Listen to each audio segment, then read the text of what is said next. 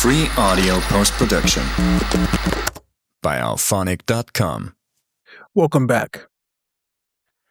Jesus is Lucifer. The Bible is a riddle. Bible study. Numbers 31, 17 and 18. Now therefore kill every male among the little ones, and kill every woman that hath known a man by lying with him. But all the women children that have not known a man by lying with him, keep alive for yourselves. This is one of the most telling scriptures in the Bible. Remember the assertion of this podcast, the name of this podcast. Jesus is Lucifer. The Bible is a riddle. If you don't understand what's said in those words, I'm going to break it down for you. It's real simple. Kill the kids, kill the little male boys, and take the virgins for yourselves. This is an instruction from God to Israelite soldiers. Israelite soldiers to kill the little boys and take the virgins for yourselves. It's got a pirate. I mean, that is a horrible, horrible suggestion. And the fact that we make excuses for it, the fact that we allow ourselves to be blinded by the rewards to the point that we're making an excuse for the ideal of grown men killing children and taking little virgins for themselves. That's the whole point of that. The God of the Bible is the devil of the Bible. That's wrong. That's way wrong. That's way immoral. That suggestion. But again, we want the reward, so we're not questioning. We as I've said before, there's a degree of naivete that comes with the good-hearted people. I know that there's good-hearted people that are followers. My grandmother's a good-hearted person. She follows. But we're being blinded. It's like a pimp. You know, pimps say a lot of sweet things. You know, on one side, it's like, yeah, life is going to be good and we're going to be having fun. You know, we're going to live for 1 million years together. We're going to live on an island, but then behind closed doors, he's beating that ass and got you smoking dope. This is wickedness. This is wickedness, and this is what pisses me off. I get upset at times when I think about what I realize is going on. We're being seduced into being the very liars that the book says that we are. Right? How many people have I had comment on these podcasts that I'm doing, virtually threatening me? Right? They're going to kill me. I remember somebody said something about, why don't you put your address on here, so you can come and kill me?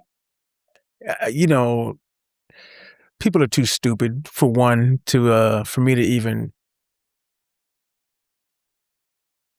acknowledge, really. These are stupid suggestions. But beyond the suggestion, it's stupid to think that you're going to kill somebody in the name of Jesus and that's going to get you to heaven. It's ridiculous. This tradition is made to make fools of us. It's made to make a fool of you. Hence, talking donkeys and talking snakes and a man sleeping inside of a fish. Those things are intended as, it's almost like a joke, like the joke's on you, right? It's like, look, I'm going to put a talking donkey in here. They still won't get it. I'm going to tell a story about a man sleeping inside of a fish, and they still won't wake up because they're so blinded by the idea that they're going to get something special. They think that they're chosen. And, again, that's the ego component to this. It's playing on our ego. Most of us have some sense of being special, which we are. But it's playing on that. It's playing on that. It's using our ego against us, blinding us to a larger reality. That reality being, it's better for us to stick together. Right? When the God of the Bible suggests that most of humanity is going to burn in oil, but you'll be safe, you're supposed to say, if you're moral, no, that's not good. I can't just float away on a cloud while everybody else is left to burn in oil. Hold on a minute. Evidence of what I'm speaking about right now is just I've brought this up in another video where I was describing how, what if Armageddon starts tonight? What about the people who didn't get a chance? We think that I've gotten it. We think that I've made the correct alignment. I am with God, and so he's going to choose me to go away with him. But what about everybody else who hasn't had a chance? You had a chance, right? You had a chance to figure it out. Why doesn't everybody get a chance? It's playing on our ego. It's a trap and a trick. And I want to be clear, and I always do this. I am not suggesting that you should be worshiping the devil of the Bible. I'm saying drop all of it. All of it. Look for the threads that weave in between traditions, in and out of traditions. All the different major religions kind of speak the same language as far as what goodness is. That you can rely on. Don't steal. Don't lie. Treat others the way you want to be treated. Don't be jealous, as the God of the Bible is. We're encouraged to not be jealous, but he's super jealous. But it's those fine threads or those threads, that weave in and out between different traditions that you can rely on. This story on whole, you cannot rely on. Right? I just read to you where the God of the Bible is suggesting to men to kill children and take virgins as spoils of war. And we know how soldiers, men jacked up on testosterone can be. What a wicked thing to suggest. So these little Hindu girls, they're little Hindu virgins. We're going to take them because they're not followers of Abraham. I'm going to take them and do with them what I want to do. That's not right. That's not right. Don't follow that. In fact, distance yourself from that. This is what we are. This is the test of it. Never mind the rewards. Put as much distance as you can between ideals like that and yourself. I don't want to have nothing to do with that. No. If I'm going to burn in oil, then I'm going to burn in oil. I'm not going to turn my back on old women getting beaten to death, little boys being murdered, girls being taken away as soldiers, as spoils of war. I won't stand by it. Whatever your rewards are, keep them. Keep them. Send me to hell with them. I won't stand by that. That's not right. I know better. Intuitively. I don't need the book to tell me. Just instinctively. People often wonder, where do people who don't follow the Bible get their morality from? And I think that I should be careful about the word stupid, but it's obvious. I don't want that to happen to mine. I don't want my children being treated like that, so I don't treat children like that. I have daughters, I don't want my daughters, my granddaughter to be thought of in that way. I have a cousin, little girl, she's like 5 years old, 4 years old. I don't want her being kicked in the face by some adult. So I don't kick people in the face. I don't stand by people kicking a child in the face or abusing a child in any way. It's wrong. It's wrong. I always talk about these clues and there's little spots of truths in the Abrahamic tradition, in the Bible even. Treat others the way you want to be treated. I don't want my family treated like that. So I can't stand by it. At no point can I stand by it because it's wrong. It would be wrong for you to do that to my kids. It would be wrong for me to do that to yours. So I don't stand by that.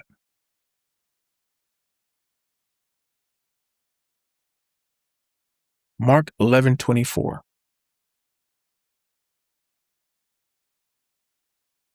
Therefore I say unto you, what things soever ye desire, when ye pray, believe that ye receive them, and ye shall receive them.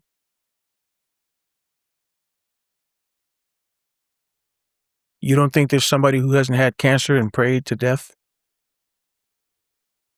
that they didn't have cancer? Believers? You know that they have. I know that they have. I've seen it.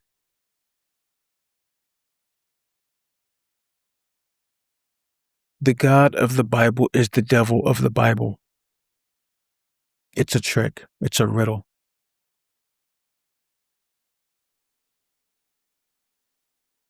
God, devil, neither of these things exist in the way asserted by Abrahamic faiths. There are no eternal beings, no being that was around from the beginning of time to the end of time. This is a bit of a speculation, but my feeling is that there are beings within maybe each region of space, maybe within a galaxy, there's like an ultimate being that is beyond all the other beings, maybe has more, I don't like the word power, but more influence. They're able to do more than everything and everybody else. But the ideal of a man-like thing that created all of the universe, hubris, that's arrogance to think that, really. That's arrogant. God is just like me. He's got a navel, he's got a pair of balls, the whole thing. Nah, not likely. I've said how I really resonate with the Native American tradition of the Great Spirit. It doesn't have a gender, it doesn't have a favorite. You can't assign human qualities to it. It's beyond all that. It's beyond all of that. So again, this tradition is meant to make a fool of us. It's meant to show us as being the stupid animals that some of the traditions even say that we were. We're like animals to these elevated beings that may have had some influence over our development. This is why the word defilement comes up in the book of Enoch, right? It says that these angels, they defile themselves by screwing human women and getting their blood on them. A defilement, they call it.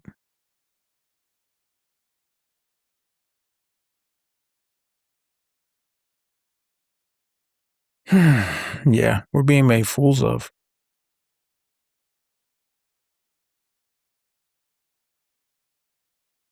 Think about it. Isn't this something that from what we're told, this is the devil's world?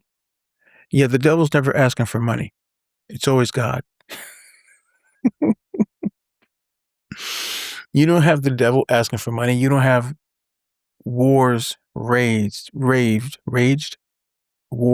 raged in the name of the devil. You have wars raged in the name of Jesus. Over and over and over and over. Jesus is Lucifer. Again, I outlined this in one video. There's just, it's staggering, the amount of deaths. that are the result of people following Abraham, Jesus. Jesus was a descendant of Abraham's physically, is how the story goes. Hundreds of millions, if not billions of people have been killed in the name of Jesus. Not in the name of Lucifer, not in the name of Satan, in the name of Jesus. It's a riddle.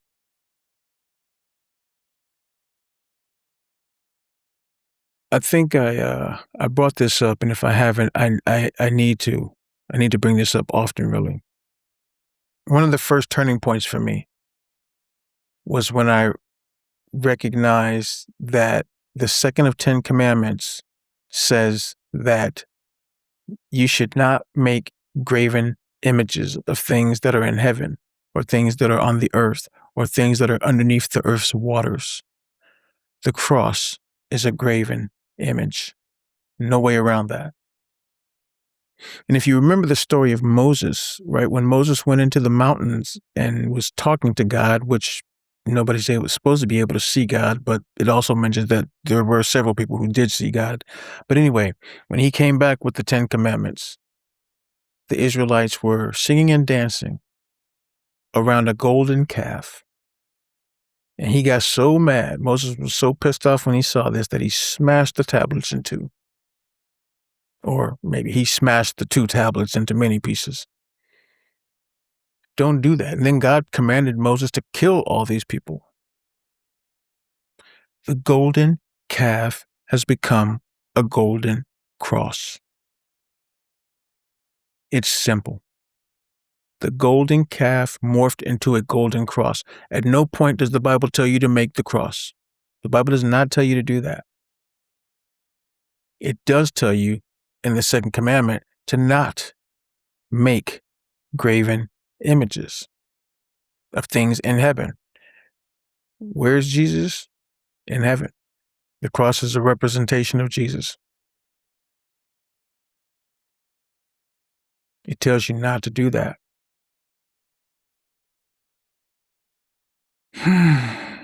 Yeah, Jesus is Lucifer. The Bible is a riddle. Free audio post-production by alphonic.com.